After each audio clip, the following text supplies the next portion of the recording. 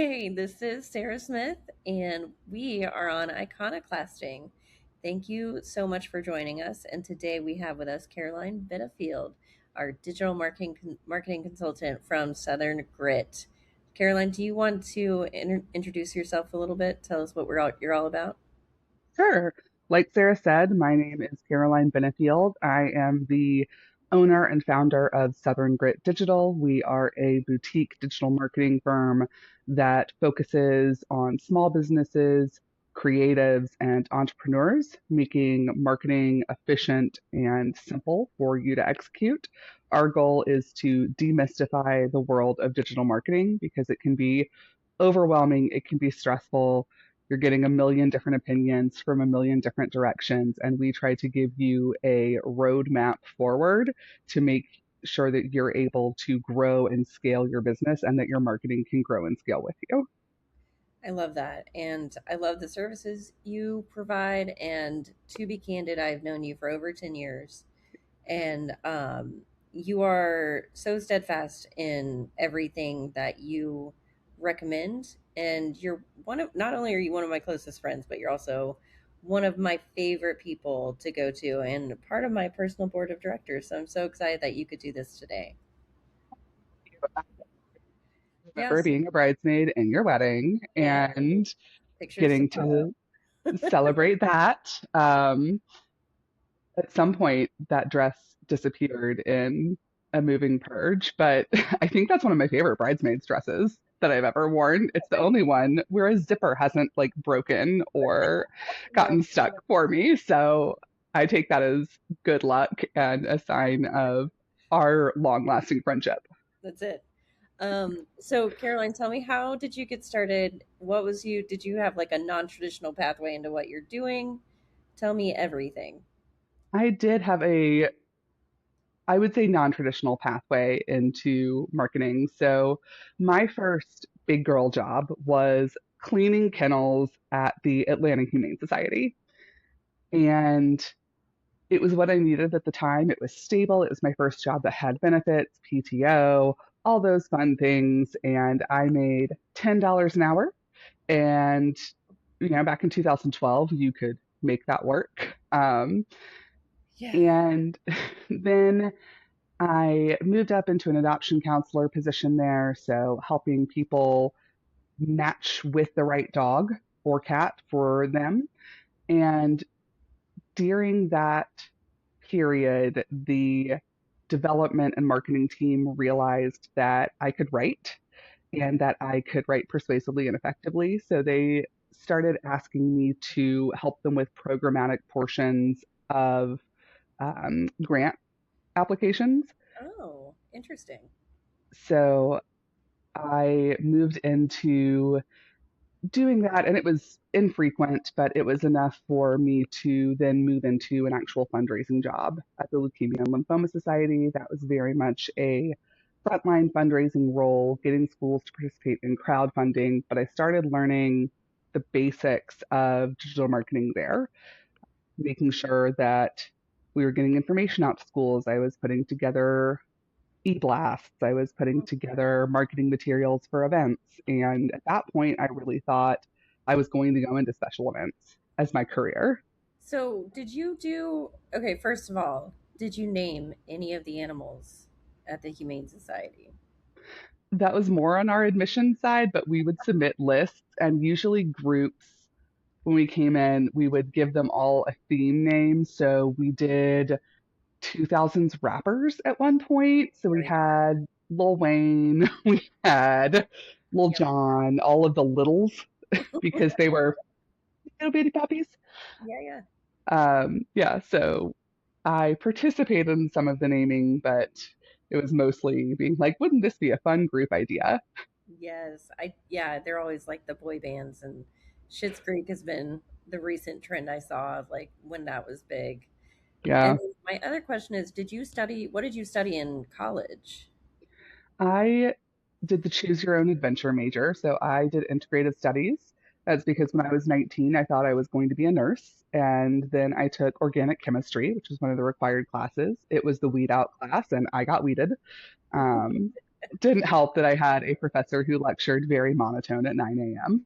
about carbon chains. But yeah, I thought I was going to be a nurse. So then I had to figure out how to use all of those nursing prerequisite credits Oh, and not add semesters of work yeah. onto school. So I ended up doing an interdisciplinary studies degree from Kennesaw State University with a focus in sociology and specifically medical sociology. So I did some undergraduate research about actually this was a pivotal point in me becoming interested in marketing.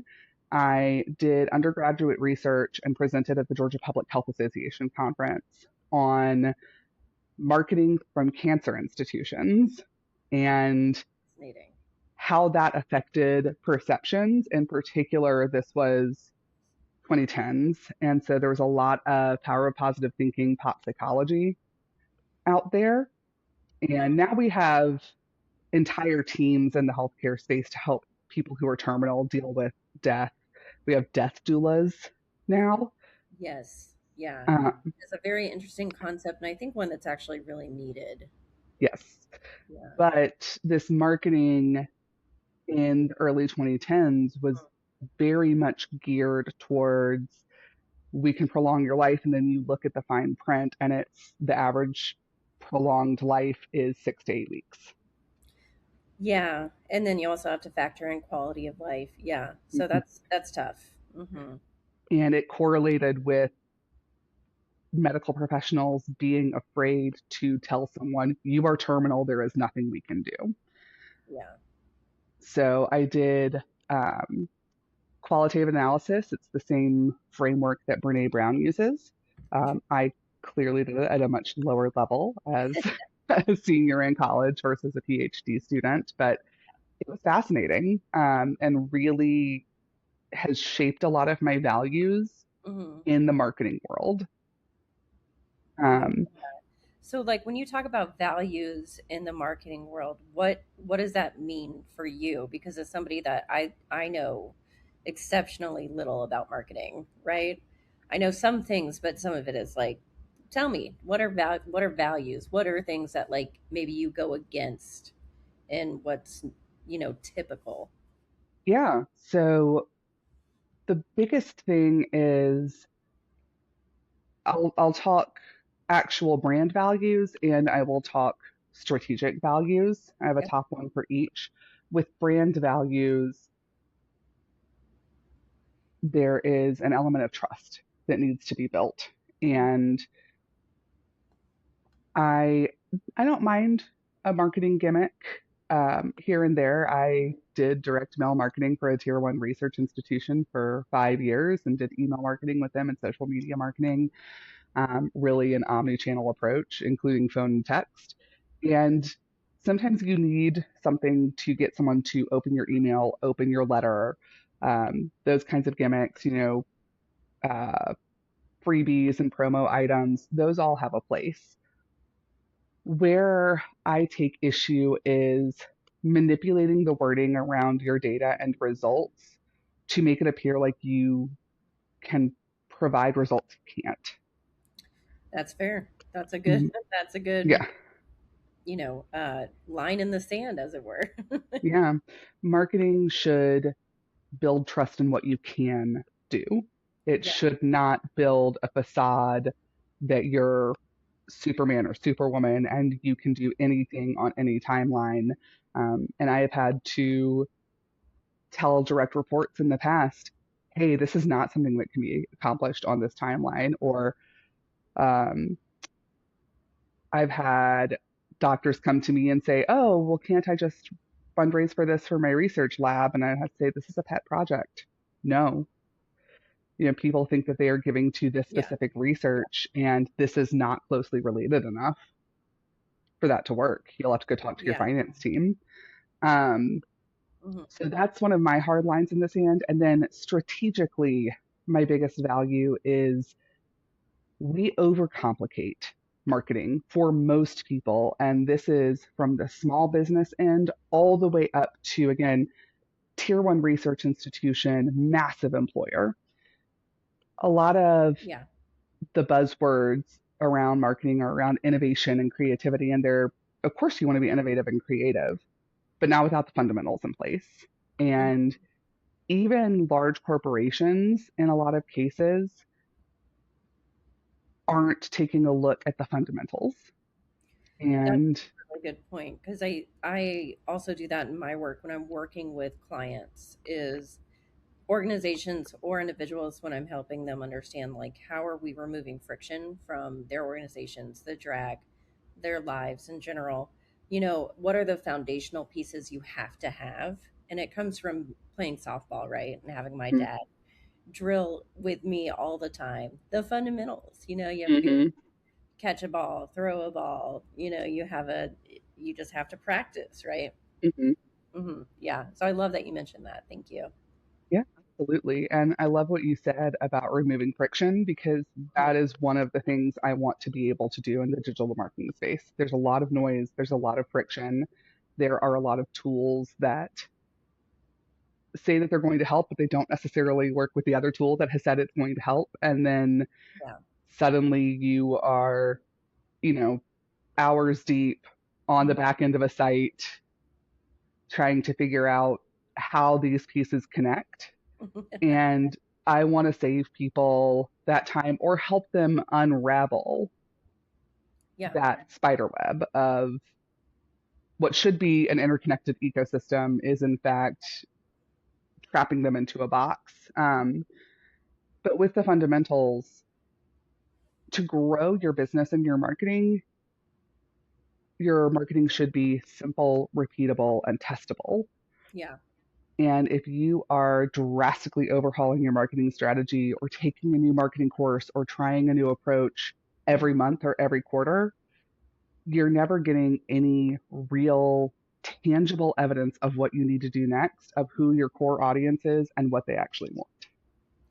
Yeah, and I will say working with you, you've made that really simple for me of like here's what we're doing. Not only that, but we're also testing baseline metrics. We're setting that up to see what's working, what's not. And you've been very clear of like this will take time to build and you're not going to have metrics right away because you haven't been doing anything.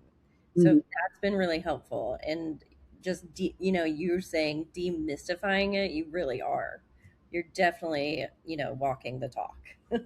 Thank you. I really appreciate that. That means a lot because that is the core identity of Southern Grit Digital Mhm. is demystifying the digital marketing space.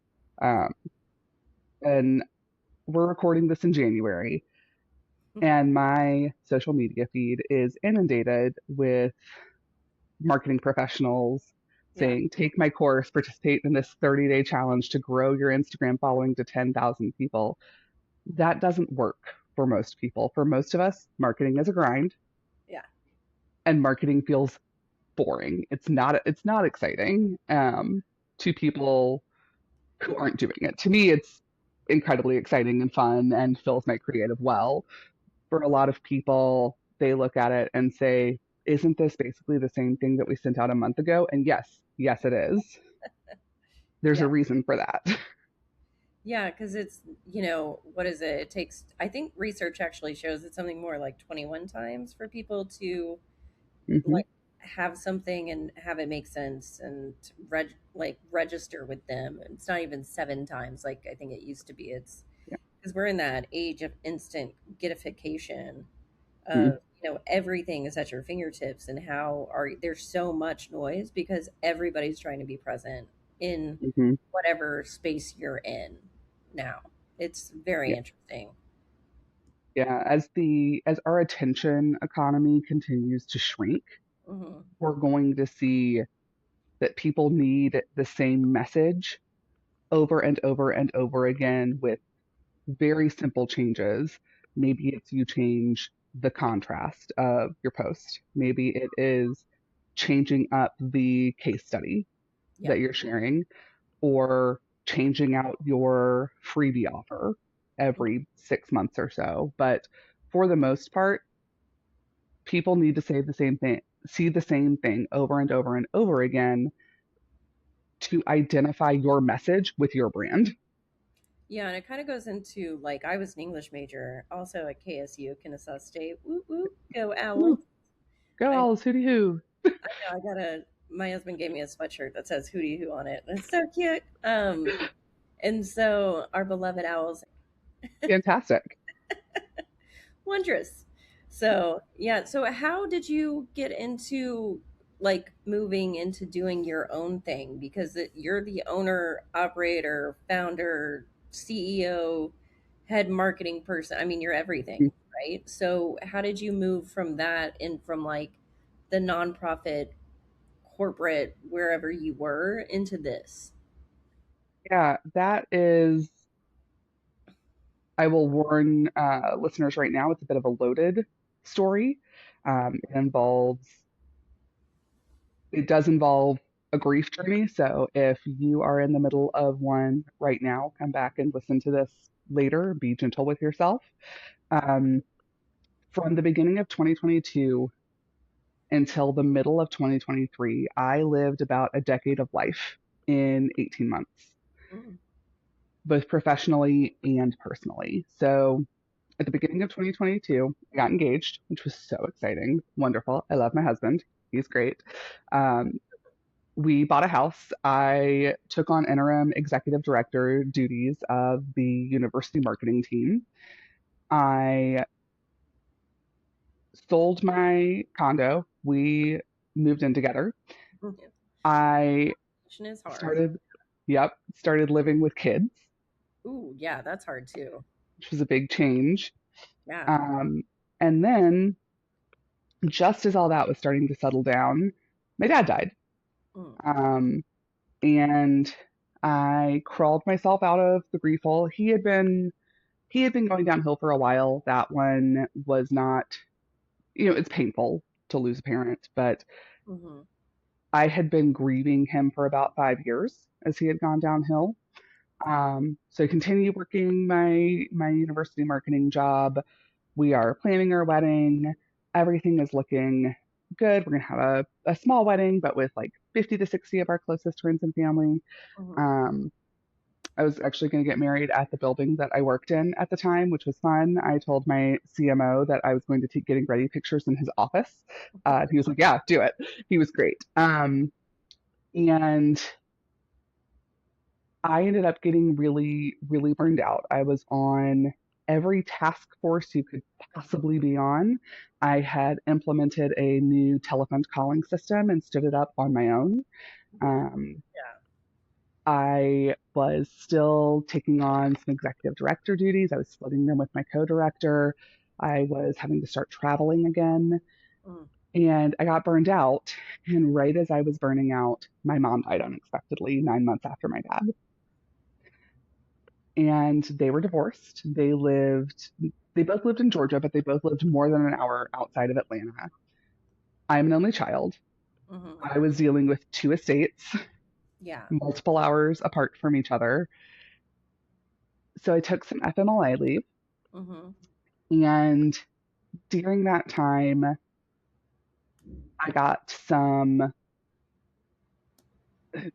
it wasn't enough time to deal with everything I had dealt with for the last 18 months. My husband and I ended up getting married with just his best friend officiating on our back porch because I wasn't going to have to deal with planning a wedding on top of everything. So we canceled our big wedding.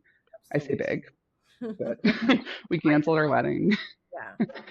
And I decided my therapist told me creativity was a great way to deal with grief. So I wrote a book. I wrote a romance novel, kind of cozy fantasy vibes, small town Georgia. hmm And I decided I was going to write a full series about this town. And I did that. During that time, I attended some conferences for fellow authors. I ended up presenting on Email Marketing 101, which was Wow. really how do you set up your email marketing in a way that is going to keep you legally compliant. Wow. Um, Like you presented I, at the author conferences? Oh, mhm. wow. How funny. Because I didn't even think those two go together. But obviously, there's marketing involved with publishing. Mhm. There is so much marketing. And in fact, Mhm. even this was a presentation geared towards people publishing their books independently. But Wow. at this point, even the large publishing houses are expecting authors to have their own newsletters, to have their own social media presence, to have a marketing plan in place. A friend of mine recently hit the USA Today bestseller list, Oh, and yeah. very exciting. She hit top 10 on the list, Oh my gosh. um, which is incredible. I am so proud of her. She worked so hard for it. Yeah. And a lot of that is she has built a reliable, valuable social presence. Yeah. I will say, like, I follow my favorite authors, and as soon as they release something, I'm all over it. Hmm. Yeah. Yeah.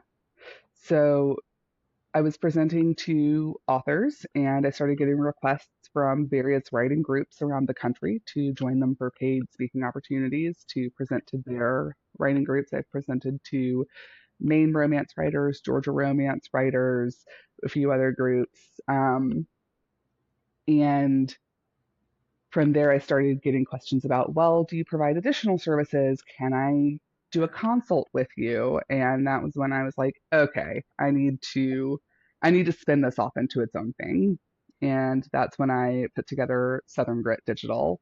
At first, I was focused only on authors, only on consultations so that I could still write my series. The Yeah. series is complete, the series is out. And I realized that, oh, right.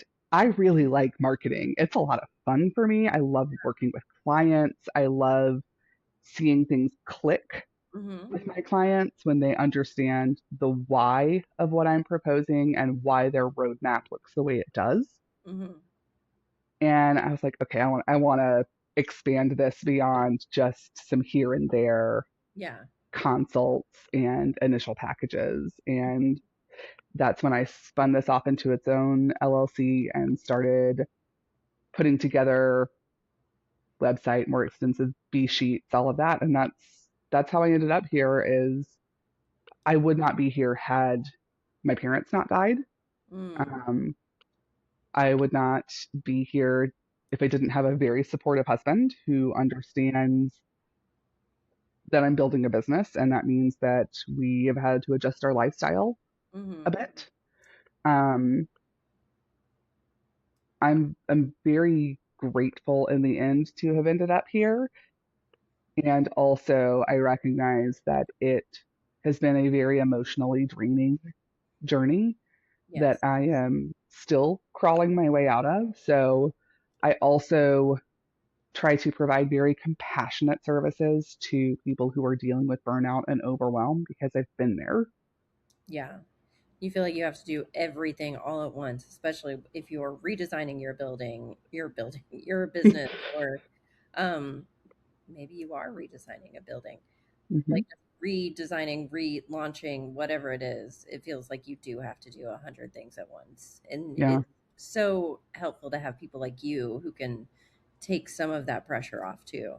Like, for instance, we just launched my newsletter, and it was so extraordinarily difficult, and that if I did not have you, I would have just called it a day. To a lot of people, in particular, the compliance side of digital marketing is much more complicated than Yeah. people realize. And yeah, that is one of the parts that is the most mystifying, I think. And it's one of the things that's the least amount of fun. Hmm. Yeah. Unless you're me, in Yeah. which case I'm like, let's go into the back end, let's figure all of this out, let's get the redirects in place, let's get all your authentications done. My dad has spent most of his career as a systems architect. Yeah. So translating business demands into programmer language. And when I was in large scale corporate marketing, I figured out I was also very good at that. And so my dad, up until he died, would make fun of me that I had told him I was never going to be a data analyst. I was never going to Yeah. do any of that. And he was like, you understand you're basically doing the same job as me, just in a different industry, right? That's so funny. Parents But I are, love it. yeah, that's great. Well, what are three things that you would tell our listeners today about their personal brands, their business brands, about any of their marketing? What's Mhm. like the top three things you would tell them? My first tip is figure out your thesis statement. Sarah, we went through this exercise recently. If you look at your logo, I want you to think of a 3 to 7 word tagline for that logo. Yep. That is going to tell you a lot about your audience. My tagline is demystifying digital marketing. Hmm. That tells me exactly who my audience is. It's people that want to be promoting their business, they want to be scaling their business, and they're overwhelmed or stuck by all of the complications and roadblocks that come up with establishing a digital marketing presence. Yep. So figure out your thesis statement. And from that, I want you to make a list of 5 characteristics that you distill from that thesis statement of who your audience is. Hmm. So that would be my first tip. And my second tip would be tie every piece of marketing back to your core audience. What is providing value to them? What is showing them that you're a human being? Hmm. Because in the attention economy we have now, people are sold to every time they open their phones, every time they click on an email. Hmm. How are you going to show them that you are a real person who understands their real problem? Yeah, exactly.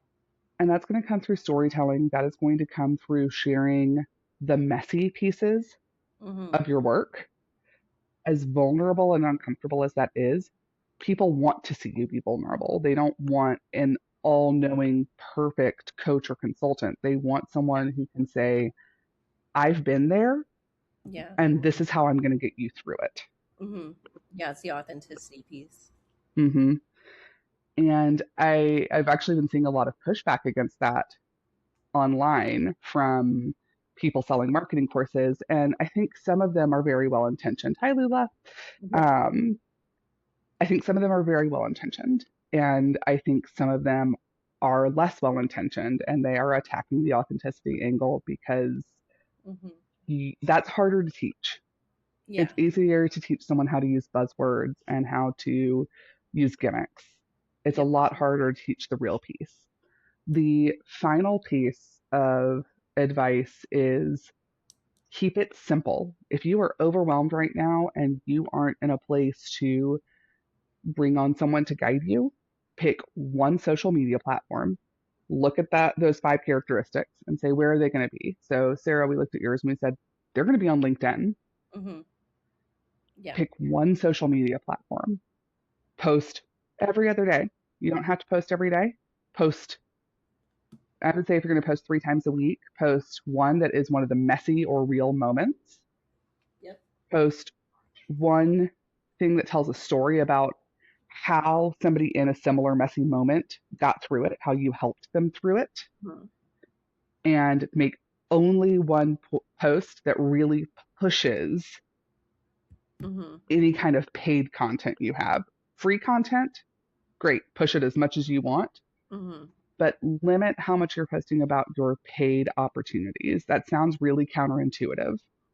Yeah. But the people who are going to engage with you are going to see, as they see the value in who you are and Hmm. how you are navigating situations, and in particular, how you are navigating your screw ups Hmm. and the mess of building a business or scaling a business, Hmm. the more they're going to see that value in paying you to do it. Yeah. And they're Ex- not going to feel like all you want to do is sell to them. So Yeah. identify your thesis statement, keep it very, very simple, Hmm. and be authentic and real. Yeah. Don't try to present a perfect veneer. Hmm. That's going to backfire. And yeah, those would be my top 3 tips for the digital marketing economy we are in right now. Yeah. Well, that's great. Thank you so much for coming on today. Where can people reach you? Yeah, so you can reach me at my email is Caroline at southerngritdigital.com. Uh-huh. And if you are hearing this and you know that you want to book an intro call with me and see how we can build a roadmap for your marketing, you can book time directly with me on southerngritdigital.com. Perfect. All right. Well, thank you so much. And I cannot wait to talk with you again. Right.